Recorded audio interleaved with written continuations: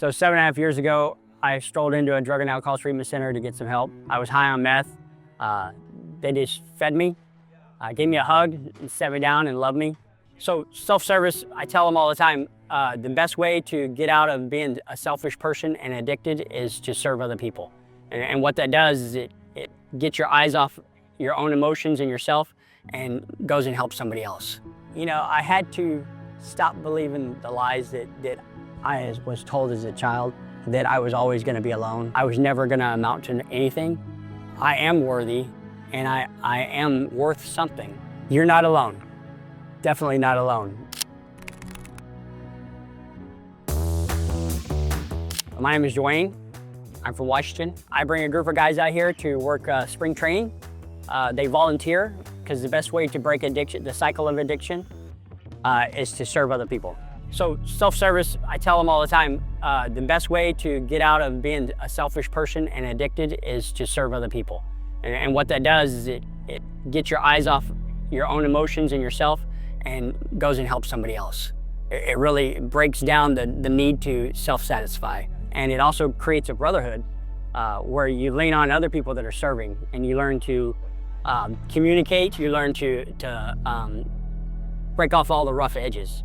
You know, just the camaraderie, just the having the accountability, and somebody is saying, hey, you know, you're out of line, or hey, brother, you look down, can I help?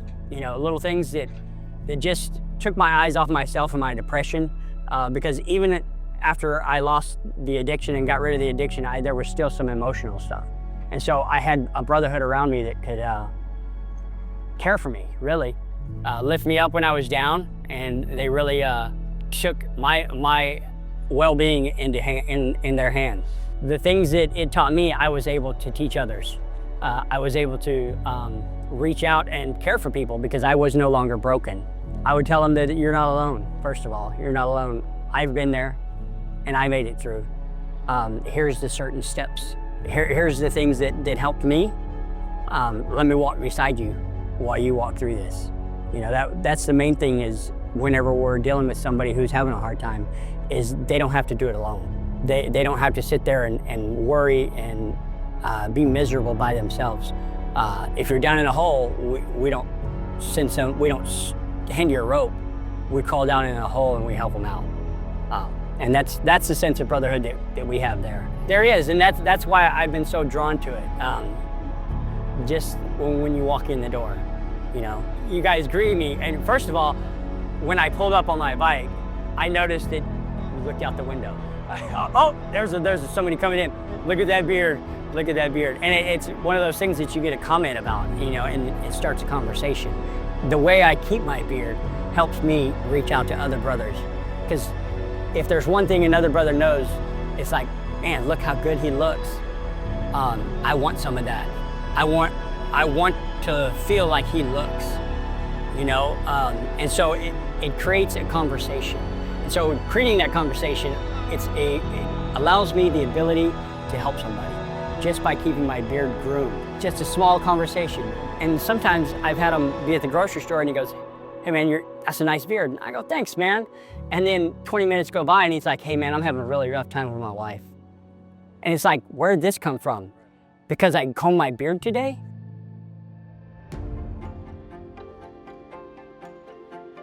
It does, because it's self-care. Because in addiction, we feel miserable. And so if you ever look at somebody who's in addiction, they really look bad. And so keeping our hygiene up and keeping our beards nice and trimmed, it's a self-reflection on the inside of what's really going on inside. And so when you look in the mirror and you look at that and you go, I am a strong man. I am capable of getting out of this place. I'm capable of being more than what the world tells me I can be. So I'm a men's director at Set Free. And so what we do is we get guys off the street in just life crisis, really. They're facing life and it's beating them up. And so they come into our program and, you know, they come in hurt and broken and we just love them. You know, we walk beside them and a lot of the things that we do is rough at first because we have to shake the world off of them and all the lies that society has told men that they have to be a certain way and they have to adhere to certain protocols and stuff. So what we do is we love them, and then we tell them they're not alone, and we walk beside them, teach them how to live a normal life. Yeah, we are here at spring training in Tempe. Well, we're actually, our house is in Mesa, but Tempe is pretty close. So we're here doing spring training. We volunteer at the concession stands, and so it is a rough job. There's a lot of people there, and so they're demanding, and we teach them to work together as a unit. I got an all-men crew this year. No, we didn't bring any women, but they work in a close quarters, and so they're learning to communicate, learning to go through struggles of running out of stuff and stuff like that. So, which is good. It teaches them to have calmness during chaos. It teaches them to rely on each other, to be like, okay, you know, in the back they'll run out of something, or in the front they'll run out of something, and they have to rely on the other people. And so it teaches them reliance on another brother, another man in their life, to trust that they're gonna be there for them. And so we're out here for 40 days, and we get here, and not all of them are friends. But after they work in the concession stands and they serve other people for 40 days straight, and all they have is to rely on each other, they become a close-knit brotherhood. And it's like they go home, and there's like 40 other guys at home waiting for them. And they come home, and then they're like a little band of a group. And so they're like, what happened to you guys? And they're like, man, we went and served in the desert, man. It was like war. And so it's really good for them. It brings their self-esteem up. It does, it validates them. You're not alone. Definitely not alone.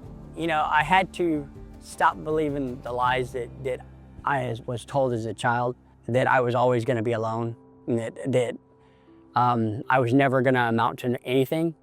I am worthy, and I am worth something. And so when I found that one person that reached out to me, I was able to gain strength from that and reach out to somebody else and help somebody else. There's a lot of power in that. And when you help somebody else, it helps you. It heals something inside of you.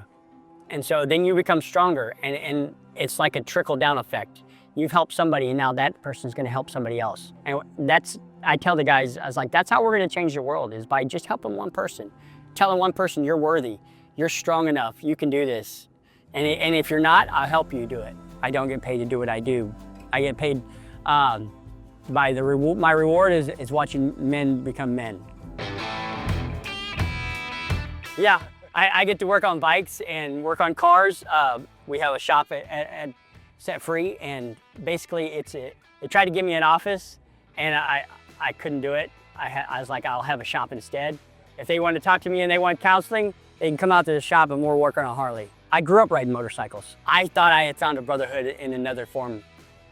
And it said it was gonna have all the brotherhood, but it led me down the wrong roads. A lot of, because of the trauma that I hadn't dealt with, and that's why it led me there. Other people I still have brothers that are in that lifestyle, but it was my trauma that caused the problem, not theirs. And so whenever I came to Set Free, they also have a motorcycle ministry.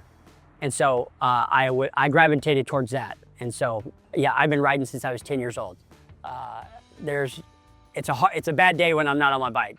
Let me tell you, I live in Washington, so it's a lot of rain, a lot of snow. I know, yeah. I got this one so my wife could ride on the back. But yeah, Troy Free Road Glide ST, 7 years. She was with me in my addiction. I had a strong woman that stuck with me in my addiction.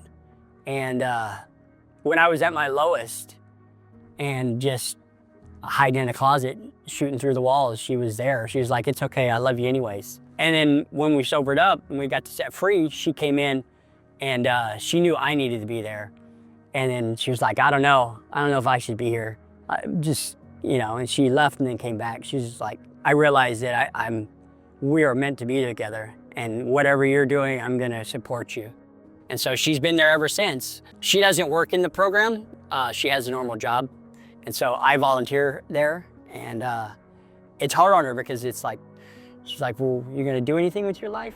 you know, kind of thing. Not really, she doesn't say that, but she does. She's like, you know, you're not getting paid to do this. And I was like, but you see all those guys out there? And then she walks out there and everybody's rushing to give me a hug because, you know, I've created this bond with these men and we're a team and we're a unit. And it's like, then she sees that and she's like, I'm sorry. You know, I realize that this is greater than any job you could ever have, is to build strong men. And so, yeah, sometimes it's rough because there's no monetary gain from it. There's nothing that the world says you have to have. And the reward of watching somebody or come back, like I had a guy come back, we were here last year and he came up, we were doing outreach in the zone in Phoenix, and he came up and he had his wife and his 2 kids, and he'd been gone like 3 years, and he got a wife and 2 kids, and he's like, look what happened, man. Look what happened. And I was like, I started crying. I'm out there in the zone, all these homeless people around me, and I'm just bawling because the reward is greater than any paycheck I could ever got. More often than not. Once they complete, there's an 80% chance that they're gonna succeed. It is, but you gotta complete it. It's a year-long program. And so what we require is to lay your life down for a year, trust us enough to trust the process of doing this. And so in that year, we go through a lot of emotions. We go through a lot of things that people think they want, and we help them realize that there's a better way of living. You know, because a lot of the things that people think they need is just what the world's told them. And so we have to disarm those things, because those things are deadly to our heart and our mind and our soul, really.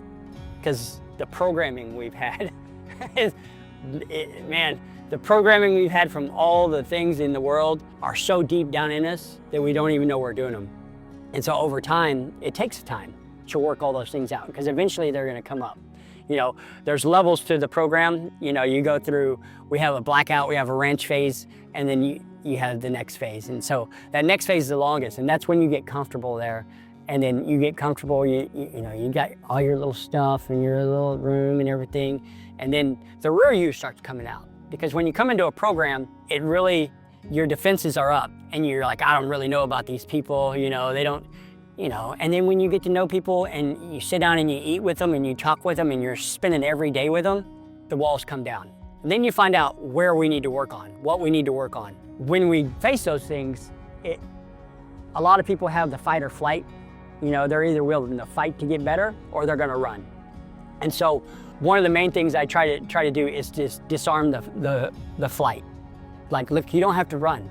You're gonna screw up, but it's not the end of the world. We're gonna walk through this with you together. A lot of times they do run.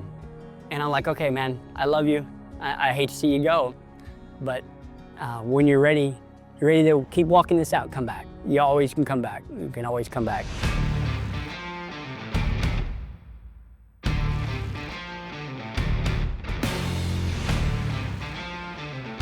I had this other product, and we're not gonna bash anybody else's product, because we don't do that. I don't ever try to talk down on anybody else's stuff, but what was happening was, it was just frizzy. My beard wasn't up to par to what the standard that I wanted it to be. And the algorithm on my phone, you know, the crazy thing, and so I was like, I gotta find a better product, and then I was scrolling, and then Limb Bearded came up. And this is like 3.5 years ago. I was like, I told my wife, I was like, I'm gonna take a chance. She's like, here we go, another chunk of money. And I'm like, you know, I'm representing you, baby. You know, do you want me to have this? And she was like, just do it. And I did it. And you know, the change and the smell, you know, because at first I grabbed the sample pack. I was like, I'm just gonna get the sample pack. And baby, I don't have to buy just $200 worth of stuff. I'm just gonna get the sample pack. The first one I grabbed was one I've stuck with. I've tried the rest of them, but I jumped on Tombstone, and just her reaction alone was instant. She like came close and was all up on my beard, and I'm like, hey, there's people around here. But it gave me that confidence. Just for her loving the smell and the way it felt, made me feel good about being a man and being like, yeah, I got this now. And so, yeah, that changed everything. And whenever that happened, I was sold out. you know, and so I used the product for 2 years, never met you guys.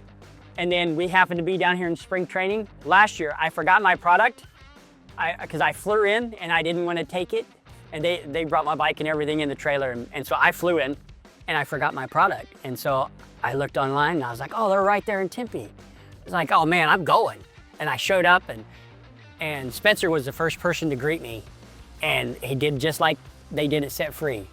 Shook my hand, gave me a hug, said, hey man, how you doing? That's a great beard, man, you look good. And I was like, man, you know, I had that warm feeling all over again.